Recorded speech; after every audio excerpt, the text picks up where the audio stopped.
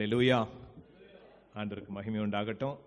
இன்றைக்கு கூட மீண்டுமாக உங்களை இந்த இடத்துல உங்களோடு கூட கர்த்தருடைய வார்த்தையை பகிர்ந்து கொள்ளும்படி அவர் பாராட்டின கிருபைக்காக அவருக்கு நான் மகிமையை நன்றியும் செலுத்துகிறேன். உங்கள் அனைவரையும் ஆண்டவராக இயேசு கிறிஸ்துவின் இனிய நாமத்தினாலே வாழ்த்தி வரவேற்கிறேன். மீண்டுமாக எனக்கு இந்த சந்தர்ப்பத்தை தந்த என் அன்பு சபையின் போதகர்களுக்கும் சபையின் மூப்பர்களுக்கும் உங்கள் அனைவருக்கும் உள்ளத்தின் ஆழத்திலிருந்து நன்றியை செலுத்துகிறேன். கொஞ்ச நேரம் ஆண்டுடைய வசனத்தை தியானிக்கலாம். கடந்த 2 நாட்களுக்கு முன்பதாக சில்ட்ரன்ஸ் டே எல்லாரும் செலிப்ரேட் பண்ணோம் இல்லையா? November 14th was celebrated as a Children's Day. So I thought children will be performing something here. Anyway, ரெண்டாவது காரியம், ரோமர் புஸ்தகம் துபாயிலிருந்து வரல. ஆக்சுவலாக கொண்டு வர வேண்டிய நபர் என்று வர முடியவில்லை. நம்ம சபைக்கு வர்றவங்க கர்த்தருக்கு சித்தமானால் நடுவில் போதகர்களுக்கும் மூப்பர்களுக்கும் அதை கொண்டு வந்து கொடுப்பார்கள். அடுத்த வாரம் கட்டாயமாக நீங்கள் பெற்றுக்கொள்ளலாம். It will be really encouraging for you. If you find book of Romans is a difficult part in the Bible, this book will give you a very clear revelation, a clear explanation. ஒரு commentary மாதிரி இருக்கும். ஆண்டவர் எனக்கு சொல்லிக் கொடுத்ததை நான் உங்களோடு கூட பகிர்ந்து கொண்டதை எல்லாம் அது புத்தகமாக எழுதியிருக்கிறேன். This is in English. Already we had in Tamil 2 years ago. இப்போ இது இங்கிலீஷில் இருக்கும். ஸோ ஆங்கிலத்தில் படிக்கிற பிள்ளைகளுக்கும் ஆங்கிலத்தில் இருக்கிறவங்க அனைவருக்கும் இது மிகவும் பிரயோஜனமாக இருக்கும். நீங்கள் வேதத்தை ரோமர் புத்தகத்தை வாசிக்கும் பொழுதெல்லாம் இதை நீங்கள் உங்களுடைய பக்கத்தில் வைத்து வாசிப்பீர்கள் என்றால் மிக மிக பிரயோஜனமாக இருக்கும். ஒவ்வொரு அதிகாரமாக 1ஆம் அதிகாரத்திலிருந்து 16ஆம் அதிகாரம் வரைக்கும் ஒவ்வொரு அதிகாரமாக அதற்கு தேவையான விளக்க உரை விரிவுரை அதில் காணப்படும். You can be benefited and be blessed. உங்களோடு கூட நான் சில காரியங்களை பகிர்ந்து கொள்கிறேன்.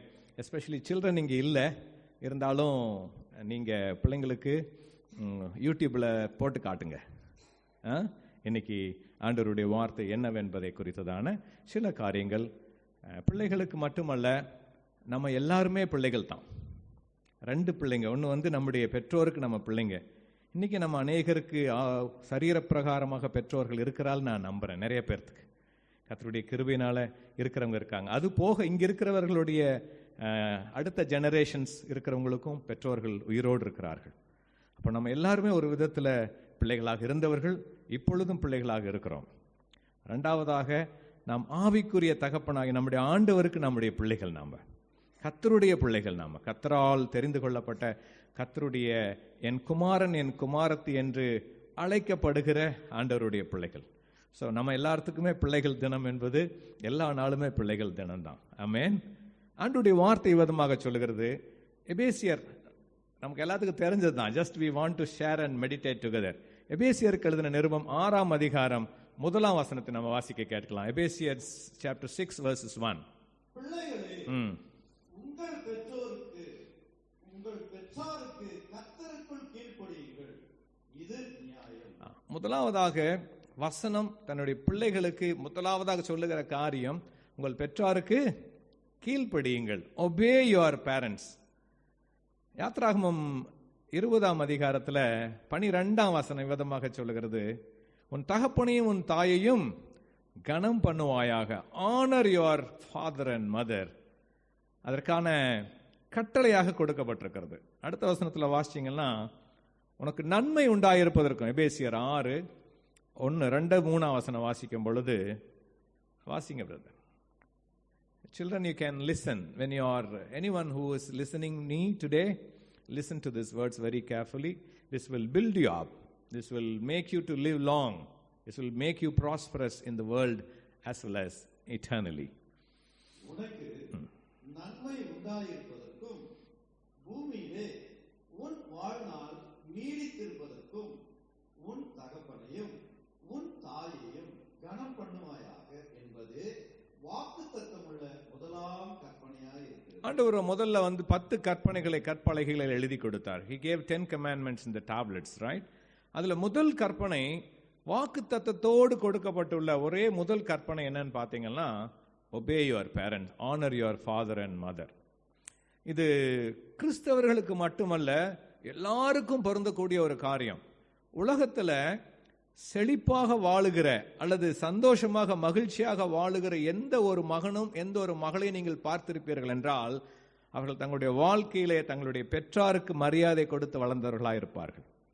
வளர்ந்த பொழுது பெற்றோருக்கு கீழ்ப்படிந்து, பெற்றோர் சொல்படி கேட்டு, பெற்றோருக்கு மரியாதை கொடுத்து இருக்கிறவர்களை நாம் இன்னைக்கும் கூட பார்த்திருக்கிறோம். Not necessarily they need to be Christians. எனக்கு தெரிஞ்ச அநேக முதலாளிகள், அநேக செல்வந்தர்கள், தொழில் அதிபர்கள் அவங்களுடைய பெற்றோருக்கு கொடுக்கிற கணத்தை நான் கண்ணார பார்த்திருக்கிறேன். தாயும் தகப்பனும் தெய்வமாக கருதி, பெற்றோரே தெய்வம், அன்னை மாதா பிதா குரு தெய்வம் என்று தகப்பனுக்கும் தாய்க்கும் முதல் இடத்தை கொடுத்து அவர்கள் வாழ்ந்ததை இன்னும் வாழ்ந்து கொண்டிருப்பதை நாம் பார்த்திருக்கிறோம். ஸோ நம்ம பைபிள்ல கூட பார்த்தீங்கன்னா முதல் கற்பனையாக வாக்குத்தத்தம் பண்ணப்பட்ட a promise, a covenant or a commandment with promise is obey and honor your father and mother. 2 promise கொடுக்கப்பட்டிருக்கிறது நமக்கு தெரியும். பூமியிலே உனக்கு நன்மை உண்டாயிருப்பதற்கும், இங்கிலீஷ்ல you will be well with you, it shall be well with you and you may live long on the earth. நீண்ட ஆயுசு, தீர்க்க ஆயுசு, நீடித்த நாளாய் வாழ்ந்திருக்கிற காரியத்திற்கான ஒரே ஒரு காரியம், மிக முக்கியமான காரியம். நிறைய இருக்கு.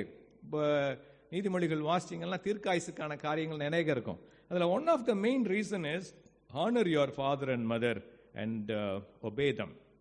நம்ம இன்னைக்கு இங்க இருக்கிறோம். நம்ம எல்லாரும் ஒரு காலத்துல பெற்றோர்களுக்கு சின்ன பிள்ளைகளாக வளர்ந்துருக்கிறோம் இல்லையா? அப்பா அம்மா கீழே. நம்முடைய காலம் வேறு, இப்பொழுது இருக்கிற காலம் வேறு. இப்பெல்லாம் பிள்ளைங்க என்ன சொல்றாங்க? ஜென் ஜீன்னு சொல்றாங்க, generation Z. Okay, they are the last advance now. எல்லாமே பயங்கரமா தெரிஞ்சவங்க. ஸோ டெக்னாலஜி வளர்ந்துருக்கு. தே நோ 10 வயசு 12 வயசுல எனக்கு எல்லாமே தெரியும், அப்பா அம்மா அவங்களுக்கெல்லாம் ஒன்றும் தெரியாதுன்னு சொல்லக்கூடிய ஒரு சூழ்நிலை. நம்ம வளர்ந்தது, நம்முடைய முந்தின ஜெனரேஷன்ஸ் வளர்ந்தது பார்த்தீங்கன்னா பெற்றோருக்கு பயந்து கீழ்ப்படிந்து அவர்கள் சொல்லுவதை கேட்டு வளர்ந்த காரியம். கிறிஸ்தவ பெற்றோர்களாக, கிறிஸ்தவ பிள்ளைகளாக வளர்ந்தவங்களுக்கு எல்லாத்துக்கும் தெரியும், ஞாயிற்றுக்கிழமை வசனம் சொல்லலைன்னா சாப்பாடு கூட போட மாட்டாங்க சில வீடுகளில். ரைட்? வசனம் சொல்லணும், பைபிளுக்கு வாசிக்கணும், ஜெபம் பண்ணணும், ஒழுங்கா சர்ச்சுக்கு போயிட்டு வரணும், சண்டே ஸ்கூல் அட்டன் பண்ணணும். இதெல்லாம் பண்ணா தான் சாப்பாடே கொடுப்பாங்க, டிஃபனே இருக்கும். நம்ம எந்த விதத்தில் குறைந்து போய்விட்டோம்? ஆசீர்வதிக்கப்பட்டிருக்கிறோம்.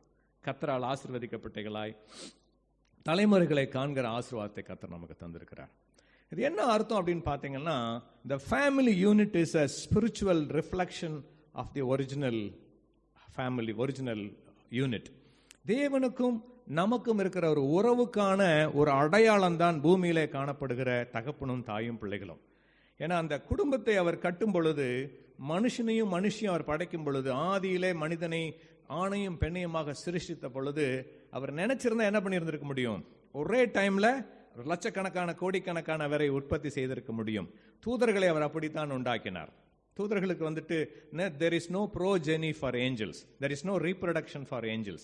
அவங்க வளர்ந்து கல்யாணம் பண்ணி குழந்தை பெற்று வளர்றதுக்காக கணக்கு கிடையாது அவங்களுக்கு. they were just created. But ஆண்டவர் மனித குலத்தை படைக்கும் பொழுது, when he created humankind, he created only 2 people according to the word of God. ஒரு ஆண், அந்த ஆணிலிருந்து பிரிக்கப்பட்ட பெண், ஆணும் பெண்ணுமாக இணைந்து தாயும் தகப்பனாக மாறி பிள்ளைகளாக பிறந்து, பிள்ளைகள் பிறந்து குடும்பமாக உருவாக்கப்பட்டது.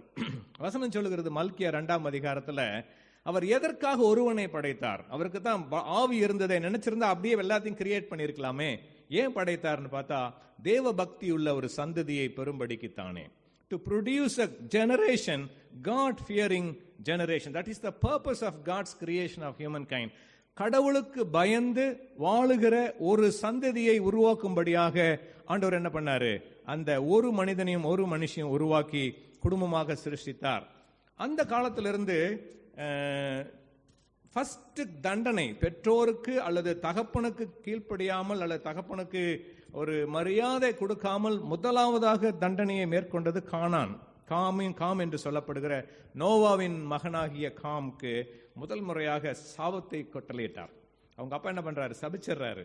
கானான் சபிக்கப்பட்டவன், காம் சபிக்கப்பட்டவன் அப்படின்னு சொல்லிட்டு மல்கியா 2ஆம் அதிகாரத்துல 15ஆம் வசனத்துல மல்கியா அவர் ஒருவனையல்லவா படைத்தார், ஆவி அவரிடத்தில் பரிபூரணமாயிருந்தது, பின்னை ஏன் ஒருவனை படைத்தார்? தேவ பக்தியுள்ள சந்ததியை பெரும்படித்தானே. ஆகையால் ஒருவனும் தன் இளவயதின் மனைவிக்கு துரோகம் பண்ணாதபடிக்கு உங்கள் ஆவியை குறித்து எச்சரிக்கையாயிருங்கள். வேதத்துல கடைசி பழைய ஏற்பாட்டுல கடைசி புஸ்தகத்துல எச்சரிக்கையாக சொல்லப்படுகிற காரியம் தேவ பக்தி உள்ள சந்ததியை பெறும்படிக்குத்தானே. தகப்பனும் தாயுமாக வாழ்ந்து பிள்ளைகளை பெற்றெடுத்து பிள்ளைகளுக்கு கொடுக்கப்பட்டிருக்கிற கடமைகளை செய்யும்படியாக அவர்களை உற்சாகப்படுத்துவது நம்மேல் விழுந்த கடமையாக இருக்கிறது. பிள்ளைகளுக்கு பெற்றோரை குறித்த ஒரு கணம், பெற்றோரை குறித்த மரியாதை மிக மிக அவசியம். எந்த நிலைமைக்கு போனாலும் ஒரு காலத்தில் அப்பா அம்மாவுக்கு கீழே சின்ன பிள்ளைங்களா வளர்ந்தோம்ங்கிறது மறந்துடக்கூடாது. I should be very careful. நீ நாட்டுக்கே ராஜாவா இருந்தாலும் அப்பாவுக்கு புள்ளதான், அம்மாவுக்கு புள்ளதான். நோ, அதுல வேற second no question at all. அது ரொம்ப கவனமாக இருக்க வேண்டும். நாமும் கூட நம்முடைய பெற்றோர்களுக்கு செலுத்த வேண்டிய கனத்தை இப்போ கூட யாருக்கெல்லாம் உங்களுக்கு ஆசீர்வதிக்கப்பட்டிருக்கிறீர்களோ, உங்களுடைய பெற்றோர்கள் எங்கெங்கெல்லாம் உயிரோடு இருக்கிறாங்களோ, இன்னைக்கு உயிரோடு இருந்தாங்கன்னா அவர்களுக்கு செலுத்த வேண்டிய மரியாதையும் கனத்தையும் நாம் செலுத்த வேண்டும். கர்த்தர் அதை கவனமாக பார்க்கிறார். உங்களுக்கு வாழ்நாள் நீடித்திருக்கும், கைகளின் பிரயாசம் ஆசீர்வதிக்கப்படும். It shall be well with you, you will be prosperous in your regular world life also. உலகத்தின் பார்வையிலும் கனம் பெற்றவர்களாக நாம் வாழ்ந்திருப்பதற்காக கர்த்தர் அதை கொடுத்திருக்கிறார். கொலோசியர் 3 அதிகாரம் 20 வசனத்துல அதே இன்னும் கொஞ்சம் விசேஷித்த விதமாக சொல்லப்பட்டிருக்கிறது. Colossians chapter 3 verses 20. பிள்ளைகளே, உங்கள் பெற்றோருக்கு எல்லா காரியத்திலேயும் கீழ்ப்படியுங்கள், இது கர்த்தருக்கு பிரியமானது. எபேசியர் 6:1 இது நியாயம் அப்படின்னு சொல்லிட்டாரு, அது நியாயமான காரியம் அப்படின்ட்டு. ஆனா கொலோசியர் 3 அதிகாரத்தில் இது கர்த்தருக்கு பிரியமானதுன்னு சொல்றாரு.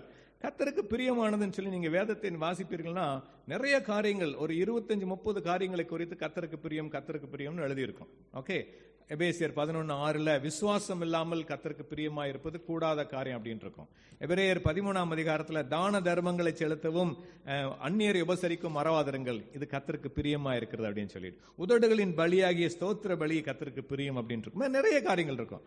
அதுல ஒரு காரியம் தான் தேவனுக்கு பிரியமான ஒரு காரியம், பெற்றோருக்கு கீழ்ப்படுகிற காரியம். God is pleased when you obey your parents, when you honor your parents. இது ஒரு சுழற்சி. It's a cycle. Life is a cycle. We became small, we born as a small baby, then we grow, வளர்கிறோம், கணவன் மனைவி பெற்றோராக மாறுகிறோம், then அந்த சுழற்சி அப்படியே மாறி வயதாகி மூப்படைந்து மண்ணோடு மண்ணாக திரும்புகிற காரியம். எந்த காலத்தில் இருந்தாலுமே நாம் இன்னொரு நிலைமைக்கு வருவோம் என்பதை நாம் மறந்து போயிடக்கூடாது. இப்போ எங்க ஒரு 20 வயசுல அப்படி போயிட்டு வந்துட்டு இருக்கிறோம்னா, you will also become one day old man, old woman. So you also will be looking for. நீங்க உங்க பிள்ளைங்கள்ட்ட இருந்து அடுத்த தலைமுறைக்கு மரியாதை வேண்டும் என்றால் இந்த தலைமுறையில் இருக்கிற நம்ம பெற்றோர்களை மதிக்க கற்றுக்கொள்ள வேண்டும், பெற்றோருக்கு கனம் பண்ண கற்றுக்கொள்ள வேண்டும், பெற்றோர்களை ஆசீர்வதிக்க கற்றுக்கொள்ள வேண்டும், பெற்றோர்களுக்கு செய்ய வேண்டிய கடமைகளை செய்ய நாம் மறக்கவே கூடாது. எந்த அவங்களுக்கு ஞாபகமே இல்லாமல் போனாலும் சரி, அவர்கள் படுத்த படுக்கையாக இருந்தாலும் சரி, அவர்கள் படிக்க தெரியாதவர்களாக இருந்தாலும் சரி, அவர்களுக்கு ஒன்றுமே இல்லை அப்படிங்கிற சூழ்நிலை வந்தாலும் கூட, all they deserve is your honor and your obedience. இது மறக்கக்கூடாது, சரியா? இது பிள்ளைகளுக்கு விசேஷமாக நான் சொல்லுகிறேன். நீங்க யாரும் எல்லாரும் சண்டே ஸ்கூல் போயிட்டாங்க, but let them also hear that you are commanded by God to obey your parents. You are commanded, if you are a Christian, if you are born in a Christian family, if you say I am a child of God, you cannot obey only God without disobeying your parents. Full stop. Learn how you learn to obey your God is, first you learn to obey your parents, you learn to obey God. Learn to honor your father and mother, you will learn to honor your God. Learn to subject and submit under your parents, you will learn how to submit under God. Because இதுதான் நான் சொன்ன மாதிரி, it is a worldly representation of the heavenly order. அது போக இப்பொழுது பெற்றோர்களாக இருக்கிற நமக்கு சில காரியத்தை ஆண்டவர் சொல்லியிருக்கார். மிக முக்கியமான ஒரு காரியத்தை குறித்து நேரத்தில் சொல்லப்பட்டிருக்கிறது. அதில் என்ன பண்ணணும்னு போட்டிருக்குன்னு பாருங்க. எபேசியர் 6 அதிகாரம் 4 வசனத்துல, Ephesians 6:4, பிதாக்களே, நீங்களும் உங்கள் பிள்ளைகளை கோபப்படுத்தாமல் கர்த்தருக்கேற்ற சிட்சையிலும் போதனையிலும் அவர்களை வளர்ப்பீர்களாக. நமக்கு பெற்றோர்களாகிய நமக்கு கொடுக்கப்பட்டிருக்கிற ஒரு மிக முக்கியமான அட்வைஸ், அறிவுரை என்னவென்றால், உங்கள் பிள்ளைகளை கோபப்படுத்தாதிருங்கள். கொலோசியர் 3:21 பார்த்தோம்னா அது இன்னொரு விதமாக எழுதப்பட்டிருக்கிறது. கொலோசியன்ஸ் 3:21, பிதாக்களே உங்கள் பிள்ளைகள் திடனற்று போகாதபடி அவர்களுக்கு கோபமூட்டாதிருங்கள். ஒன்று, பிள்ளைகளை கோபப்படுத்தாதிருங்கள். கோபப்படுத்தினா என்ன ஆகும் அப்படின்னு பார்த்தீங்கன்னா, they will lose courage, they will be discouraged. அப்பா அம்மா திட்டாங்க அப்படின்னு சொல்லி மனம் விட்டு போகிற எத்தனையோ பிள்ளைகள் இருக்காங்க. சில கதைகள்லாம் கேட்டிருப்போம், அம்மா திட்டாங்கன்னு சொல்லி சூசைட் பண்ணிக்கிட்ட பிள்ளைங்களெல்லாம் இருக்கிறாங்க. we have heard the stories. so you should not, as a father and mother, கோபம் வரும் தான், கீழ்ப்படியிலேன்னா கோபம் வரும், தப்பு காரியம் பண்ணாக்க கோபம் வரதான் செய்யும். ஆனாலும் பைபிள் என்ன சொல்லியிருக்கு, கோபப்படுத்தாதீங்க, அவளை திடனற்று போய் விடுவார்கள். they will be discouraged, they will lose interest. மாறாக அன்போடு கூட கர்த்தருக்கேற்ற சிட்சையிலும் கர்த்தருக்கேற்ற போதனையிலும் அவர்களை வளர்ப்பீர்களாக அப்படின்னு சொல்லி நமக்கு சொல்லியிருக்கு. just teach them and grow them according to the fear of the Lord, according to the discipline of the Lord. It's a little tough. எல்லாருமே கேட்பீங்க, this is what we are, everybody is facing sometimes, because two things are noted. ஒன்று வந்துட்டு generation gap அப்படின்னு சொல்லி சொல்லுவாங்க. Generation gap அப்படிங்கும்போது பெற்றோர்கள் வளர்ந்த கால சூழ்நிலையும் பிள்ளைகள் வளருகிற கால சூழ்நிலையும் வேறுபட்டது அப்படின்னு சொல்லிட்டு. ரெண்டாவது, குடும்ப சூழல் காரணமாக, ஃபேமிலி சிச்சுவேஷன்ஸ். முதல்ல we are all as a joint family, தாத்தா பாட்டி அத்தை மாமா சித்தி சித்தப்பா பெரியப்பா. இப்போ அந்த உறவுகளே ரொம்ப குறைஞ்சிருச்சு. அதிகபட்சமாக ஒரு வீட்டில் 2 பேர் இருந்தாக்கா மேபி ஒரு சித்தப்பாவா இருக்கும், பெரியப்பாவா இருக்கும், ஒரு அத்தை ஒரு மாமாவா இருக்கும், இப்படி தான் இருக்கும். அந்த உறவுகள் குறைந்து விட்டது. இப்போ என்ன ஆயிடுச்சுன்னா, நியூக்ளியர் ஃபேமிலி வந்துட்டாங்க. தாய் தகப்பன் பிள்ளைகள் அவ்வளோதான். அதுவுமே one or two children, they are all living as a nuclear unit. So அந்த ஜெனரேஷனுக்கு வந்துட்டு அந்த ஃபேமிலியோட வேல்யூ வந்து தெரியாமல் இருக்கும். ஸோ அந்த ஒரு ரீசன். மூணாவது ரீசன் வந்து டெக்னாலஜி, படிப்பு அல்லது அந்த அறிவியல் வளர்ச்சி. அடுத்த generation always feel that they know more better than the previous generation. Always feel, நம்ம நினைச்சோம் நம்ம பெற்றோர்களோட நமக்கு நிறைய தெரியும் அப்படின்ட்டு, நம்ம பிள்ளைங்க நம்மளை விட அவங்களுக்கு நிறைய தெரியும்னு நினைக்கிறாங்க. இது காலத்தின் சுழற்சி. You cannot do anything. But the thing is, கிறிஸ்தவ குடும்பத்திற்கு as a child of God, நமக்கு வந்து உலகத்தில் நம்ம எழுதி வச்சிருக்கிற 6000 வருஷத்துல வந்து மாற்றமே கிடையாது. No change. அவர் தாவீது வந்துட்டு ராஜாவான போதும் ஈசாய் வந்து சாதாரண தகப்பன் தான், அவரை பாதுகாத்தார். எவ்வளவு பெரிய ஆளானாலும் தகப்பனுக்கும் தாய்க்கும் கொடுக்க வேண்டிய மரியாதை. Solomon is the biggest king, பெரிய ராஜா, சக்கரவர்த்தியாக வீட்டில் இருக்கும் பொழுது அம்மா உள்ள வந்தாங்கன்னா என்ன பண்ணுவாரு, அவர் எழுந்து அம்மாவுக்கு ஒரு ஆசனத்தை இட்டுத்தான் அவர் அமர்வார். ஸோ அந்த கீழ்ப்படிதல், அந்த மரியாதை வந்து கிறிஸ்தவ குடும்பத்தில் அல்லது ஆண்டவருடைய பிள்ளைகளுக்கு மாற்றமே கிடையாது. ஏனென்றால் நான் அடுத்து சொல்ல வர்றது அதுதான். நம்ம எல்லாருமே பரலோக தகப்பனுக்கு பிள்ளைகள்.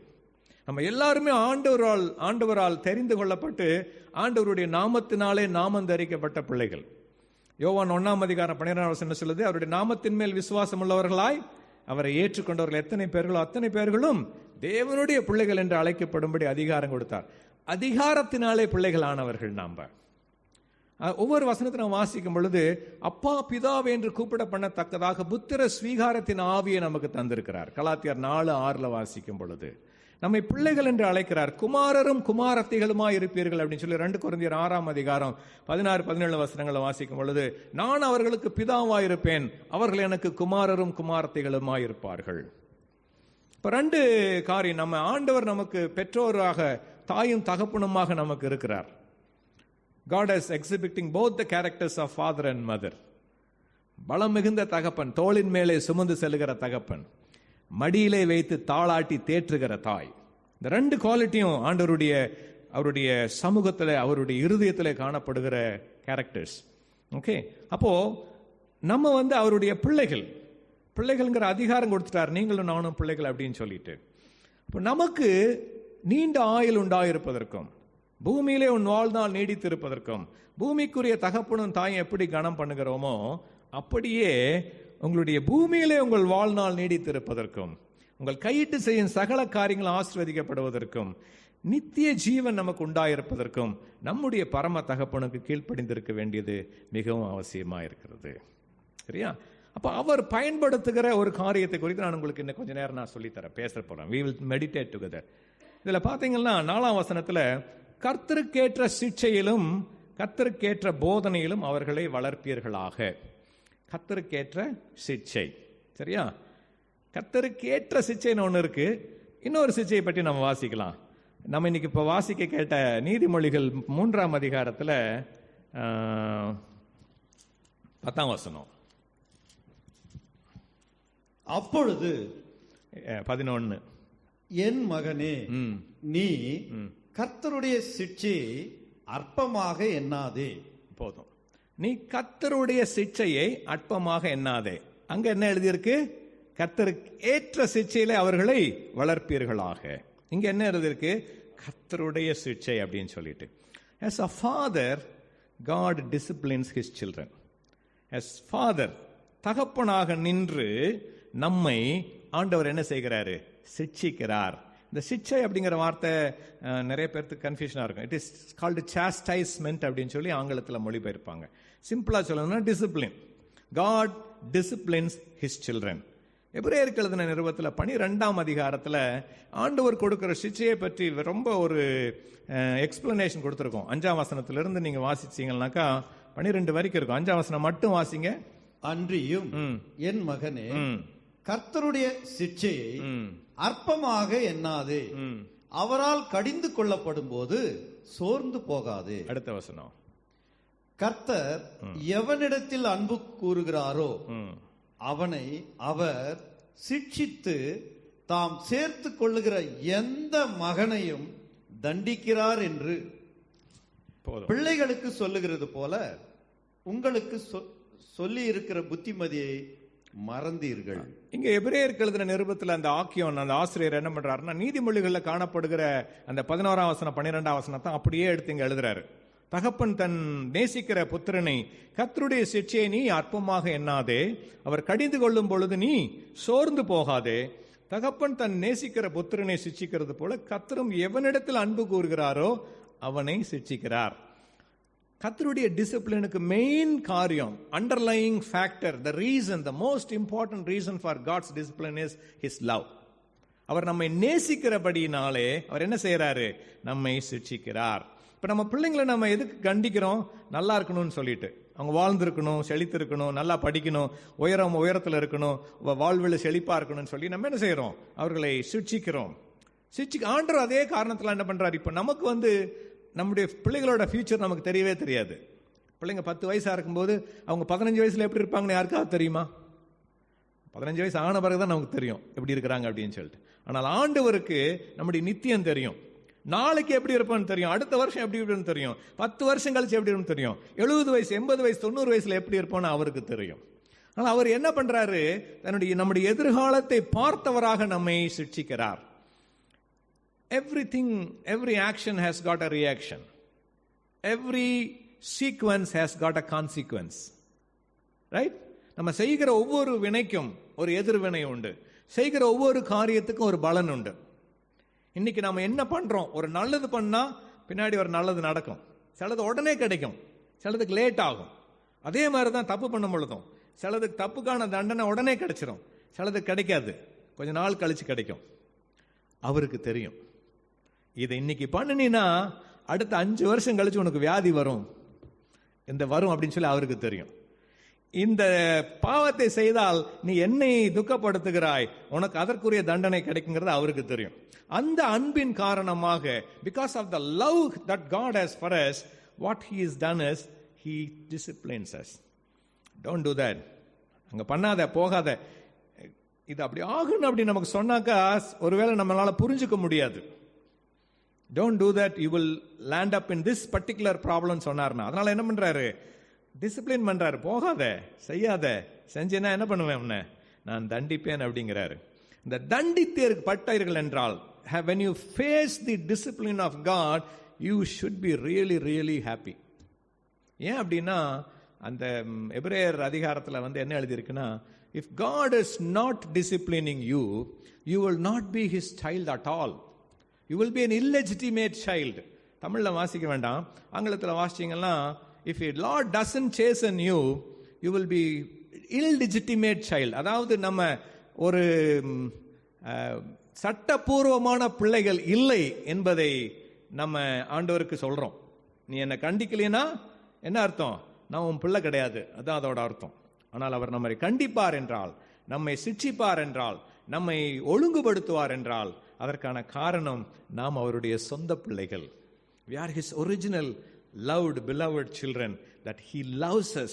That's why he is chastising us, disciplining us. Second thing, அவர் தண்டிப்பதற்கான இன்னொரு காரணம் பார்த்தீங்கன்னா, எபிரேயர் 12ஆம் அதிகாரத்தில் 9ஆம் வசனம் வாசிங்க.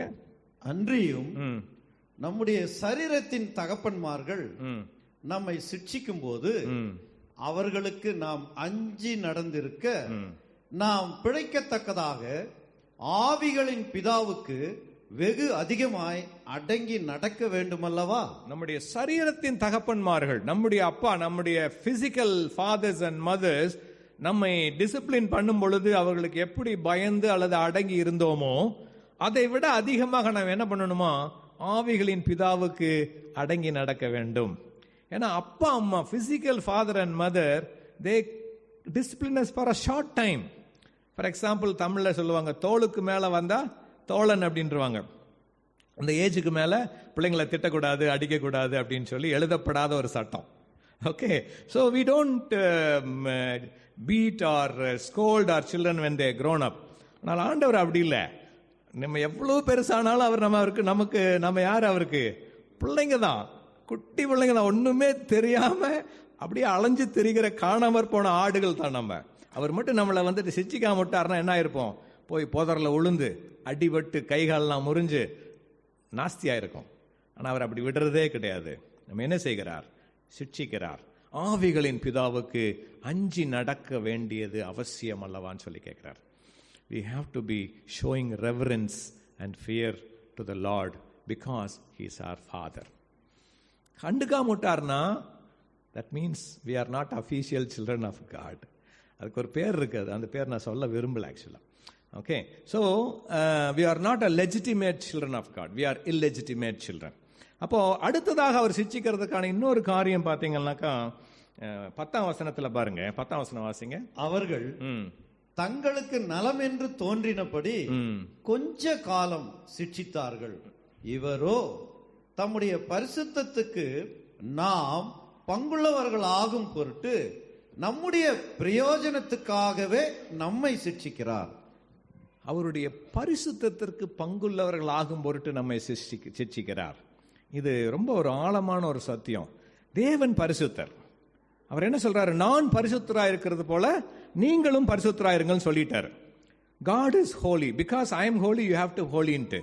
எப்படி பரிசுத்தமாக்குவார்? நம்மை பரிசுத்தமாக்கணும் இல்லையா? அவருடைய பரிசுத்தத்துக்கு பங்குள்ளவர்கள் ஆக்க வேண்டும், அவரை போல மாற வேண்டும். நம்ம அந்த அவருடைய நாளிலே நாம் காணப்படும் பொழுது, நம்மை பார்க்கும் பொழுது நாம தேவகுமாரனுடைய சாயலுக்கு ஒப்பாக இருப்போம் பைபிள் எழுதியிருக்கு. 1 யோவான் 3ஆம் அதிகாரம் 2ஆம் வசனத்துல அவர் வெளிப்படும் பொழுது அவர் இருக்கிற வண்ணமாகவே நாம் இருப்போம் அப்படின்னு சொல்லி பிசிக்கலி. இப்போ ஸ்பிரிச்சுவலா அப்படித்தான் இருக்கிறோம். 1 யோவான் 4ஆம் அதிகாரம் 17ஆம் வசனத்துல அவர் பரலோகத்தில் இருக்கிற வண்ணமாகவே நாம் இங்க இருக்கிறோம். நம்ம பிசிக்கலா வேற மாதிரி இருக்கலாம், பார்க்கும்போது ஒவ்வொருத்தரும் ஒவ்வொரு மாதிரி இருக்கலாம், வேற மாதிரி ட்ரெஸ் பண்ணியிருக்கலாம், வேற கலர் இருக்கலாம். ஆனால் நம்முடைய ஆவி மனிதன் it is typically like Jesus Christ. அவர் எப்படி பரலோகத்தில் சிங்காசனத்தில் வீற்றிருக்கிறாரோ அதே மகிமையோடு கூட, அதே குணாதிசயங்களோடு கூட, same characteristics and same kind our spirit man is growing. இந்த grow ஆகிறதுக்கான மிக முக்கியமான தேவை சிட்சை.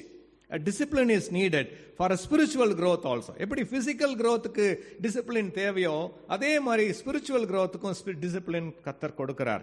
அப்ப அந்த டிசிப்ளின் காரணமாக, அவர் கொடுக்கிற சிட்சையின் காரணமாக நாம் என்ன செய்யறோம்? அவருடைய பரிசுத்தத்துக்கு நாம் பங்குள்ளவர்களாக மாறுகிறோம். அதுக்காக தான் அவர் நம்மை சிட்சிக்கிறார். அவருடைய வசனத்தின் மூலமாக நம்மை போதிக்கிறார். அதையும் தாண்டினா தம்முடைய ஊழியக்காரர்கள் மூலமாக கண்டிக்கிறார். எங்கேயோ தெரியாம எங்கிருந்தோ வசனம் வரும், எங்கேயோ கேட்டுட்டு இருப்போம், ஒரு யூடியூப்லயோ இல்லாட்டி ஒரு புக்ல வாசிக்கும் பொழுது அதற்கான ஒரு எச்சரிப்பு வரும். அதையும் தாண்டும் பொழுது சூழ்நிலைகள் மூலமாக நம்மை தண்டிக்கிறார். அந்த தப்புக்கான காரியம் நடக்கும், அங்கே ஏற்படுகிற விளைவை நாம பார்ப்போம். then you will be learning. சூழ்நிலைகள் மூலமாக, மற்றவர்களை கொண்டு, கடைசியா சட்டத்தின் மூலமாகவும் தண்டிப்பார். If you are keep on doing what is not legally accepted in God's sight and man's sight, finally law also will be against us. So ஒவ்வொரு சூழ்நிலைகளாக ஆண்டவர் என்ன செய்யறாரு, நம்மை சிட்சிக்கிறார். பெஸ்ட் என்னன்னா, இருக்கிறதுலே பெஸ்ட் ஸ்டார்டிங் டிசிப்ளின்லயே நம்ம தெரிஞ்சுக்கிறது நல்லது. அவர் ஆரம்பத்தில் சிட்சிக்கிறாரு, அந்த வசனத்தின் மூலமாக சிட்சிக்கும் பொழுது உடனே போய் என்ன பண்ணணும், முழங்கால் போட்டு மன்னிப்பு கேட்டு ஒப்புரவாகி நீ பண்ண மாட்டேன், ஒழுங்கா இருந்துக்கிறேன்னு சொல்லணும். That is the relationship. It's not like அவர் எங்கேயோ இருக்கிறாரு, நம்ம எங்கேயோ இருக்கிறோம், அவரு யாருன்னே தெரியாது, காத்துல இருக்கிறவர், அப்படியெல்லாம் கிடையாது. He is your father. He is பக்கா ரியல். நீங்களும் நானும் எவ்வளவு நிஜமோ அதை விட 100 மடங்கு 1000 மடங்கு ஆண்டவர் நம்முடைய தகப்பனா இருப்பது நிஜம். நம்மோடு கூட இருப்பது நிஜம், நம்மோடு பேசுவது நிஜம், நம்மை பார்த்து கொண்டு இருப்பது நிஜம். சயின்ஸ் சொல்லுது, இப்போ யூனிவர்ஸ் எல்லாம் பெருசா இருக்கு, அங்க அப்படி இருக்கு இப்படி இருக்கு, அதனால நம்ம எல்லாம் வளர்ந்துட்டோம், கடவுள் பத்தி 1000 சயின்ஸ் சொன்னாலுமே அவர் சயின்ஸே படைச்சவர் அவர் தான். He is the creator of science and we know only the limited things, but God is unlimited. God is unlimited. நீங்க என்ன வேணாலும் பேசலாம், இவ்வளவுதான் ஸ்பீடு, இவ்வளவுதான் போக முடியும், இவ்வளவு நட்சத்திரம் தூரம் அப்படின்ட்டு, ஆனால் அவர் சர்வ வியாபி. He is an omnipresent God. He is an omniscient God. He is an omnipotent God. அவரால் இங்கேயும் இருக்க முடியும், பல கோடி ஒளி வருடங்கள் தாண்டி இருக்கிற பரலோகத்திலும் இருக்க முடியும், அமெரிக்காவில் இருக்க முடியும், அலைன்லயும் இருக்க முடியும். He can be with everybody. He can be everywhere. So this God is our Father. இவரோட மேக்னிஃபிசன்ஸ் நமக்கு தெரியும் பொழுது அந்த ஆட்டோமேட்டிக்கா அந்த பயமும் மரியாதையும் வந்தே தீர வேண்டும், வரணும். ஒரு ராஜா இருக்கிறார்னாலே, ஒரு நம்ம ஆஃபீஸில் ஒரு ஜெனரல் மேனேஜர், ஒரு சிஇஓக்கே நம்ம பயப்படுறோம். அவர் கூப்பிடாம நம்ம போக முடியாது, அப்பாயின்மெண்ட் வாங்கணும், எல்லாம் பண்ணணும். அதை தாண்டி ஒரு ஸ்டேட் பிரசிடென்ட், நம்ம கண்ட்ரியோட பிரசிடென்ட் அப்படின்னா அவங்களெல்லாம் பார்த்ததே கிடையாது. அவங்களெல்லாம் பார்க்குற சூழ்நிலை ஏற்பட்டால் என்ன பண்ணுவோம்? we will be afraid. Watch பண்றாங்க, கவர்மெண்ட் இஸ் வாட்சிங், law is watching about how we are disciplined. How much more we should be when we are facing the same thing or even more important things with our heavenly Father. He is the King of Kings, ராஜாதி ராஜா, சகலத்தையும் ஆளுகிறவர். அவருக்கு எல்லாமே தெரியும். நம்ம எல்லாம் நிர்வாணிகள். we are naked in his sight. என்ன பண்ணினாலும் சரி வெளியரங்கமா இருக்கும், பேசுறதாகட்டும், நினைக்கிறதாகட்டும், செய்யறதாகட்டும், நம்ம எல்லாம் பொறுத்துக்கிட்டு நமக்கு அப்பாவா நம்மளை பிள்ளைங்களா வச்சிட்டு இருக்கிறாரு. அதுதான் உண்மை. ஆக்சுவலா we don't deserve any of God's love. we don't deserve any of his goodness, any of his grace. But அவருடைய பெரிதான கிருபை என்னவென்றால் நம்மை பொறுத்து கொண்டு இருக்கிறார். ஒவ்வொரு நிமிஷமும் நம்ம பொறுத்துட்டு இருக்கிறார். எதற்காக? தான் சிலுவையிலே நமக்காக சிந்தின ரத்தத்துக்காக, நமக்காக செய்த தியாகத்துக்காக, நம்மை படைத்து தன்னுடைய சாயலை உருவாக்கி வைத்திருக்கிற அந்த கிருபைக்காக அவர் என்ன பண்றாரு? நம்ம எல்லாம் பொறுத்துட்டு நமக்கு தன் கிருபையை வாரி வழங்கி கொண்டிருக்கிறார். and we should not take that over abounding grace for granted. நம்மளே பொழிந்தருளப்படுகிற அந்த அனுக்கிரகம், அளவுக்கு அதிகமான கிருபை, அளவுக்கு மிஞ்சின தயவு, நமக்கு தகுதியே இல்லாத இரக்கம் மழை மாதிரி கொட்டிக்கிட்டே இருக்கு, நமக்கு ஊற்றிக்கிட்டே இருக்கிறாரு. and we should not take it for granted. We should develop a relation. It needs obedience. Relation needs submission. எப்படி உலக பிரகாரமான வாழ்க்கையிலே எப்படி நமக்கு அந்த பெற்றோருக்கு பிள்ளைக்காகட்டும், கணவன் மனைவிக்காகட்டும், ஒரு மேலதிகாரி கீழே இருக்கிறவங்களுக்காகட்டும், all it needs a mutual respect and a mutual submission, right? அதை விட அதிகமாக நாம் என்ன செய்ய வேண்டும்? ஆவிகளின் பிதாவுக்கு நாம் அடங்கியிருக்க வேண்டும். இன்னைக்கு நம்ம வாசிக்க கேட்ட காரியத்தில் அதுதான். சில காரியங்களை பற்றி சொல்லியிருக்கிறது, அதை நம்ம வாசிச்சு நம்ம கடந்து செல்லலாம். இன்னொரு 5 நிமிடத்தில் முடித்து விடுகிறேன். எப்படியாக அவரை நாம் வயதம் முழுக்க அவருக்கு செலுத்த வேண்டிய கனத்தை குறித்து, அவருக்கு பயப்பட வேண்டிய பயத்தை குறித்து எழுதியிருக்கிறது. This is your law book for your spiritual living. உங்களுடைய ஆவிக்குரிய வாழ்க்கைக்கு மிக மிக அத்தியாவசியமான ஒரு ஹேண்ட் புக் என்று சொன்னால் பைபிள் தான். இந்த பைபிள் ஆதியிலிருந்து அந்த வரைக்கும் கடைசி ஃபர்ஸ்ட் டு லாஸ்ட் பேஜ் வரைக்கும் வாசிச்சிங்கன்னா ஒவ்வொரு பேஜ்லேயும் நமக்கு தேவையான காரியங்கள் இருக்கும். நம்முடைய வாழ்க்கைக்கு அத்தியாவசியமான, வாழ்க்கைக்கு பிரயோஜனமான காரியம் இருக்கு. அதுலேருந்து கொஞ்சம் மாத்திரம் டைம் இல்லாதனால நான் ஃபியூ திங்ஸ் மாத்திரம் சொல்கிறேன். அந்த 3ஆம் அதிகாரம் ஆரம்பிக்கிறது எப்படி ஆரம்பிக்குது? என் மகனே என் போதகத்தை மறவாதே. பைபிளில் பிள்ளைகளேன்னு எழுதியிருக்கிறது சில இடங்களில் மட்டும்தான் குட்டி பிள்ளைங்களுக்கு எழுதியிருக்கும். மற்ற எல்லாமே நமக்கு தான், எல்லாத்துக்கும் சேர்த்தா இருக்கும், பெரியவங்களுக்கு சின்னவங்களுக்கு சேர்த்து தான். என் பிள்ளைகளேன்னு எழுதியிருக்கிற இடங்கள்லாம் என் மகனே என் மகளேன்னு எழுதியிருக்கிற எல்லா இடத்துலையும் உங்களுக்கும் எனக்கும் தான் எழுதப்பட்டிருக்கிறது. அன்று சொல்றார், என் போதகத்தை மறவாதே, அவர்களை உன் இருதயத்திலே பூண்டுகொள், உன் கழுத்திலே கட்டிக்கொள். இருதயமாகிய பலகையிலே கர்த்தருடைய வசனத்தை நாம் எழுதி கொள்ள வேண்டும். சங்கீதம் 37 வாசிக்கும் பொழுது என்ன வாசிக்கிறோம்? அவன் தேவன் அருளிய வேதம் அவன் இருதயத்தில் இருக்கிறது, அவன் நடைகள் ஒன்றும் பிசகுவதில்லை. இங்க மட்டும் இருந்தா போதாது, இது இருதயத்திலே பதிய வேண்டும். வசனங்கள் நமக்குள்ளே ஜீவனாக ஆவியாக மாற வேண்டும். இந்த வசனத்தை நாம தொடர்ந்து வாசித்து தியானித்து அதை அபியாசப்படுத்த வேண்டும். We have to practice and make it, the word should become our life. வார்த்தை வாழ்வாக மாற வேண்டும். வார்த்தை வார்த்தையாக இருக்கக்கூடாது, வார்த்தை என்னவா மாற வேண்டும்? வாழ்க்கையாக மாற வேண்டும். இந்த வசனங்கள் நமக்கு ஜீவனாய் வாழ்வாக மாற வேண்டியது அவசியமான காரியம். அவைகள் உனக்கு நீடித்த நாட்களையும் தீர்க்காயுசையும் கொடுக்கும். இந்த வசனம் நமக்கு என்ன செய்யுமா? தீர்க்காயுசை கொடுக்கும். அதைத்தான் எப்படி வசனம் கொடுக்கும் அப்படின்னா, கீழ்ப்படிதல் தீர்க்காயுசை கொடுக்கும். பெற்றோருக்கு கீழ்ப்படியும் போது நீண்ட ஆயுள் வரும், ஆண்டவருக்கு கீழ்ப்படியும் போது நீண்ட ஆயுள் வரும். ஆண்டவருக்கு எப்படி கீழ்ப்படிவோம்? வசனத்தை கேட்கறதுனால, வசனத்தை கற்றுக்கொள்வதனால, வசனத்தின்படி நடப்பதினாலே. ஓகே, தேவனுடைய பார்வையிலும் மனுஷருடைய பார்வையிலும் நற்புத்தி தயை பெற்றுக்கொள்வோம். நம்ம when we are living according to the word of God, you will find favor in the sight of God and also in sight of men. நிறைய இடங்களில் நம்ம ஃபீல் பண்ணியிருப்போம், வேலை செய்கிற இடங்களில் நமக்கு அந்த ஃபேவர் அப்படிங்கிறது நிறைய பேர்த்துக்கு இருக்கிறது இல்லை. we have always face problem. கூட வேலை செய்கிறவங்க, மேலதிகாரிங்க எல்லாமே இருந்துகிட்ருக்கோம். ஆண்டவர் பிள்ளைங்களுக்கு நான் ஒரு வார்த்தை சொல்கிறேன், நீங்கள் ஆண்டவருக்குள்ளாக இருப்பீர்கள் என்றால் நீங்கள் மேற்கொள்ளுகிற அந்த சூழ்நிலைகள் இட்ஸ் கால்டு சாண்ட் பேப்பர். ஞாபகத்தில் வச்சுக்கோங்க. வுட்டு பாலிஷ் பண்ணுறதுக்கு ஒரு பேப்பர் இருக்கும் தெரியுமா? கரன்னு இருக்கும். அந்த மரத்துக்கு மட்டும் வாய் இருந்துச்சுன்னா கதறி அழுதுரும். ஏன்டா இப்படி போட்டு என்ன தேய்தேன்னு தேய்ச்சிட்டு இருக்கிறீங்க அப்படின்ட்டு. ஆனால் அதோட காரணம் என்ன? அதை பாலிஷ் பண்ணுறதுக்காகத்தான். பாலிஷ் பண்ணி அது பளபளன்னு ஆகிற வரைக்கும் அந்த பேப்பர் என்ன செய்யாது? விடவே விடாது. Once the polishing is done, papers job is finished. உங்களுக்கு நீங்க போற இடத்துல எல்லாம் பேர் மட்டும்தான் மாறுது, சூழ்நிலை மாறல அப்படின்னா அவங்க எல்லாம் சாண்ட் பேப்பர்ஸ்.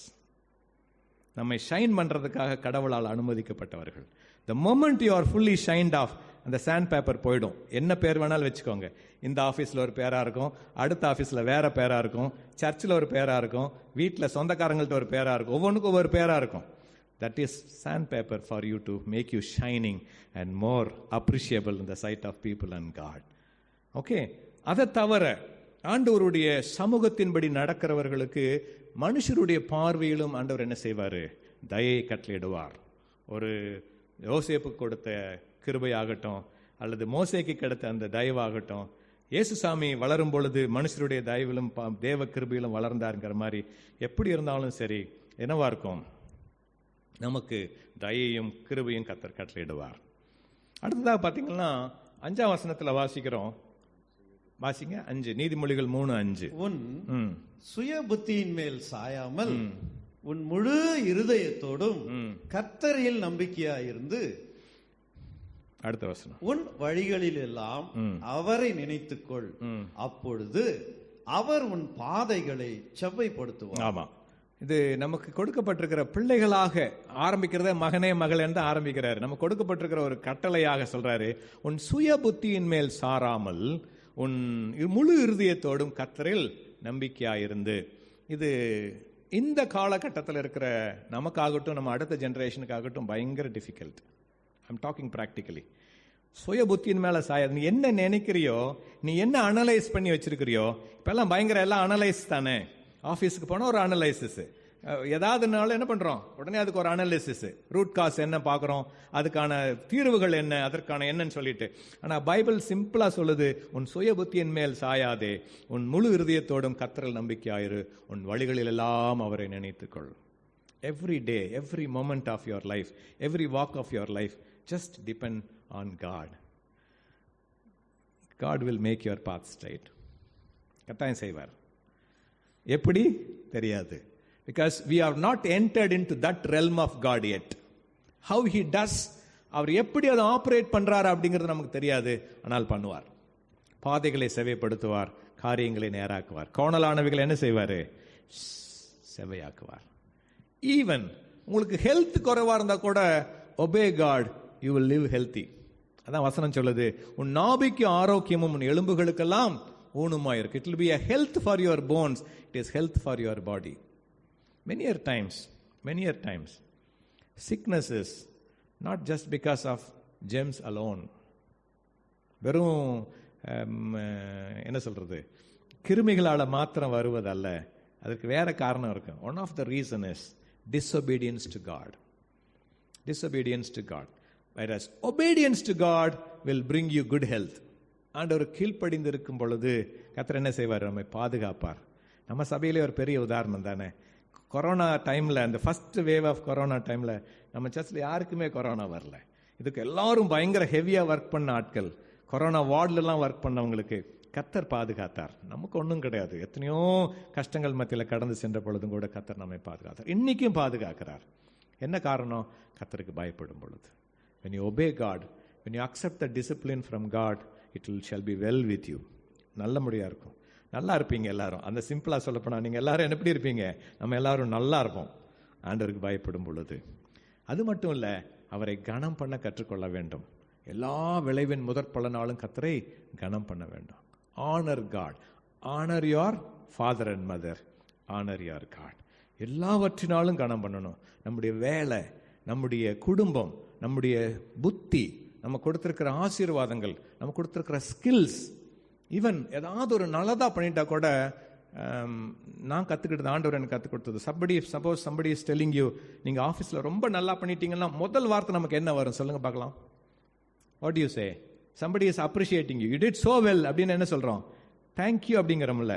இந்த thank you first thank God, then say thank you. God put him first. It is him. எனக்கு கொடுத்த கிரேஸ்னால தான் நான் அது பண்ணியிருக்கிறேன். எனக்கு கொடுத்த ஸ்கில்ஸ்னால, எனக்கு ஆண்டவர் கொடுத்த ஸ்கில்ஸ்னா அவரை ரெகக்னைஸ் பண்றோம். நம்ம யாருக்குமே தெரியாது அந்த ஒரு வார்த்தை, it recognises God in your life. One simple word, thank God. Praise God கூட சொல்ல வேண்டாம், just say thank God. God's grace. Then you say thank you sir, thank you madam. That you give the first priority to God, that your skills are from him. உங்களுடைய வேலைக்கான சக்தி, ஆற்றல் எல்லாமே யார் கொடுக்குறா? ஆண்டவர் கொடுக்குறார். இப்படி கனம் பண்ணும் பொழுது you will see the result in your work. You will see the result in your life. உங்களுடைய குடும்பத்திலையும் உங்களுடைய ஃபினான்சஸ்லையும், எப்பொழுதெல்லாம் ஃபினான்சஸ்ல அவரை கனம் பண்ணும் பொழுது, ஃபர்ஸ்ட் பார்ட் அவருக்கு கொடுக்கும் பொழுது, பெஸ்ட் பார்ட் அவருக்கு கொடுக்கும் பொழுது, எல்லாம் முடிஞ்ச பிறகு கடைசியா இருக்கிற 10 ரூபாய் கொடுக்கறது இல்லை. the first, எது நமக்கு முதல்ல கிடைக்குதோ அதுல முதல் பாகத்தை ஆண்டவருக்கு செலுத்தும் பொழுது, கிறிஸ்தவர்களுக்கு தசமபாகங்கள் அதை விட மேலா கொடுக்கணும். நம்ம ஆண்டவருக்கு என்ன கொடுக்க சொல்றாரோ அதை கொடுத்து பழகணும். ஸோ உங்களுடைய ஆலைகள் பரிபூரணமாய் நிரம்பும், திராட்சரசம் புரண்டோடும். That means you will not lack anything. மற்றவங்களுக்கெல்லாம் 10 நாளைக்கு சாமான் வந்துச்சுன்னா உங்களுக்கு 30 நாளைக்கு சாமான் வரும். எப்படி? அவருக்கு மட்டும்தான் தெரியும். நீங்க நிறைய பேர் ஃபீல் பண்ணியிருப்பீங்க, தாய்மார்களுக்கு தெரியும். கர்த்தரால் ஆசீர்வதிக்கப்பட்ட மளிகை சாமான் கூட என்னவா இருக்கும்? நிற்கும், கெடாம இருக்கும், வாங்கி புழுக்காம இருக்கும். That is a blessing. Even a smallest thing, God brings blessing when you honor him. அடுத்ததாக, கடைசியாக, அவர் சிட்சிக்கும் பொழுது நீ சோர்ந்து போக வேண்டாம், அவரை கனம் பண்ண கற்றுக்கொள்ள வேண்டும். ஸோ உலகத்தின் பார்வையிலே பெற்றோர்களுக்கு நாம் கனப்படுத்துகிறது போல ஆவிக்குரிய தகப்பனுக்கு நாம் கனத்தை கொடுக்க கற்றுக்கொள்ள வேண்டும். இன்னைக்கு சில்ட்ரன்ஸ் டேல நம்ம எல்லாரும் சில்ட்ரனாக நாம் நிற்கிறோம். இந்த இடத்துல நம்முடைய தகப்பன் இங்க இருக்கிறார். God is here in this place. இந்த இடத்துல உலாவிக் கொண்டிருக்கிறார். அவருடைய பொற்பாதங்கள் உலாவுகிறது, அவருடைய ஆவியானவர் உலாவிக் கொண்டிருக்கிறார். அவர் ப்ராமிஸ் பண்ணார், என்னுடைய நாமத்தை எந்த இடத்துல சொன்னாலும் நான் வருவேன்னு சொல்லியிருக்கிறார். இங்க இருக்கிறார். இயேசுவின் நாமத்தினால நம்ம கூடியிருக்கும் பொழுது அவர் இருக்கிறார். இந்த இடத்துல இயேசு கிறிஸ்து உலாவிக் கொண்டிருக்கிறார். அவர் கொடுக்க வேண்டிய மகிமையை, அவர் கொடுக்க வேண்டிய கனத்தை இந்த நாள்ல நம்ம கற்றுக்கொள்ள வேண்டியது அவசியமா இருக்கிறது. இது வரைக்கும் அதை பத்தி இல்லாம இருந்திருந்தீங்கன்னா, ஒருவேளை என்னை கேட்கிறவங்க, maybe you are sitting here or you are வாட்சிங் me over the YouTube, if you have not recognized the presence of God in your life, when you have not recognized the reverence that you have to give to God, ஆண்டவராக இயேசு கிறிஸ்து கொடுக்க வேண்டிய மகிமையை, அவர் கொடுக்க வேண்டிய கனத்தை கொடுக்காமல் இருப்பீர்கள் என்றால், you are taking your life for granted. உங்களுடைய வாழ்க்கையை நீங்கள் லேசாக நினைத்துக் கொண்டிருக்கிறீர்கள். இதுவே சீர்திருத்த வேண்டிய நேரம், கர்த்தருக்கு கொடுக்க வேண்டிய கனத்தை கொடுக்க வேண்டிய நேரம். ஒரு நாள் வரும், நம்ம செஞ்ச சகலத்துக்குமாய் அவர் கணக்கு கொடுக்க வேண்டிய ஒரு நாள் வரும். அந்த நாளில் எப்படி நாம் நிற்க போகிறோம்? தலை குனிந்து வெட்கத்தோடு நிற்க போகிறோமா? அல்லது என் மகனே, என் மகளே, நீ என்னுடைய நேசகுமாரன், நீ என்னுடைய நேசகுமாரத்தி, என்னை எப்பொழுது நீ கனம் பண்ணுன அப்படின்னு சொல்ற அந்த வார்த்தையை கேட்க போகிறோமா? உத்தமம் உண்மையுமான ஊழியக்காரனே, நீ கொஞ்சத்தில் உண்மையாயிருந்தாய், எஜமானுடைய சந்தோஷத்துக்குள் பிரவேசி என்று சொல்லுகிற அந்த வார்த்தையை நம்ம கேட்க போகிறோமா? Choice is hours. ரெண்டுல எந்த சேர்ந்து கொள்ள போகிறோம், எதை தேர்ந்தெடுத்துக் கொள்ள போகிறோம் என்பதற்கான choice is with us. So I leave it to you. You're all parents, you all been. நீங்க எல்லாரும், நம்ம எல்லாரும் ஒரு காலத்துல பிள்ளைகளாக இருந்தோம், இப்ப எல்லாரும் பெற்றோர்களாக இருக்கிறோம். இன்னொரு காலம் வரும், கிராண்ட் சில்ட்ரன். இப்போ நிறைய பேர் கிராண்ட் பேரண்ட்ஸாகவும் இருப்பீங்க. உங்களுக்கு அந்த ஒரு காலத்தை தாண்டி வரும். ஆனால் கர்த்தருக்கு நமக்குள்ள இருக்கிற உறவு எப்பொழுதும் மாறுவது கிடையாது. He is our heavenly Father, we are His earthly and also heavenly children. கர்த்தர் உங்களை ஆசீர்வதிப்பாராக, உங்களுடைய பிள்ளைகளை ஆசீர்வதிப்பாராக, வாழ்ந்து செழித்திருக்கும்படி செய்வாராக. God bless you. Thank you.